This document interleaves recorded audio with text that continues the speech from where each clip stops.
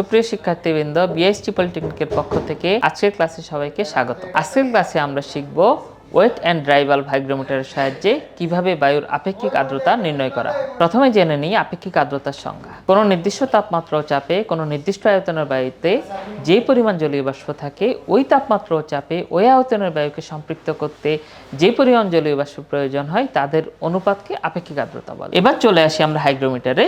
আমরা একটি হাইগ্রোমিটার এখানে দেখতে পাচ্ছি। এখানে দুটি থার্মোমিটার আছে, একটি ড্রাই বাল্ব এবং একটি wait bulb. Dry bulb temperature যে থার্মোমিটারটি, এটি থাকে শুকনো বায়ুতে, অর্থাৎ রুম টেম্পারেচার নির্দেশ করে। আরেকটি থার্মোমিটারে একটি কটন কাপড়ের সাহায্যে পানিতে ডোবানো থাকে, যার ফলে সেটা ওয়েট বাল্বের টেম্পারেচার নির্দেশ করে। এখন আমরা সরাসরি এখান থেকে ড্রাই বাল্ব এবং ওয়েট বাল্বের রিডিংটা নিয়ে নিব। এখন আমরা মেশিন থেকে সরাসরি রিডিংগুলো নিয়ে নিচ্ছি। ড্রাই বাল্ব টেম্পারেচার আমরা পাচ্ছি 84 ডিগ্রি ফারেনহাইট এবং ওয়েট বাল্বের টেম্পারেচার পাচ্ছি 78 ডিগ্রি ফারেনহাইট। এবং এটা যদি আমরা একটা ভ্যালুটাকে আরেকটা বিয়োগ করি তাহলে ডিফারেন্সটা পাচ্ছি 6 ডিগ্রি ফারেনহাইট। এখন আমরা স্ক্রিনে একটি সাইক্রোমেট্রিক চার্ট দেখতে পাচ্ছি। এই চার্টে এখন আমরা ওয়েট বাল্ব এবং ড্রাই বাল্বের ভ্যালুগুলো বসাবো। আমরা এখানে ড্রাই বাল্বের ভ্যালু পেয়েছিলাম 84 ডিগ্রি ফারেনহাইট।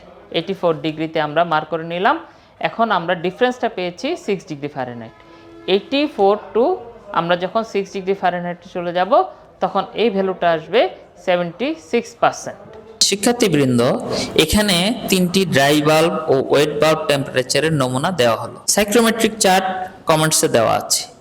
এই ডাটা ব্যবহার করে সাইক্রোমেট্রিক চার্ট থেকে আপেক্ষিক আর্দ্রতা বের করে কমেন্টসে জানাও। সুপ্রিয় শিক্ষার্থীবৃন্দ, আশা করি আজকের ক্লাস তোমাদের ভালো লেগেছে এবং আজকের টপিকসে তোমরা বুঝতে পেরেছো।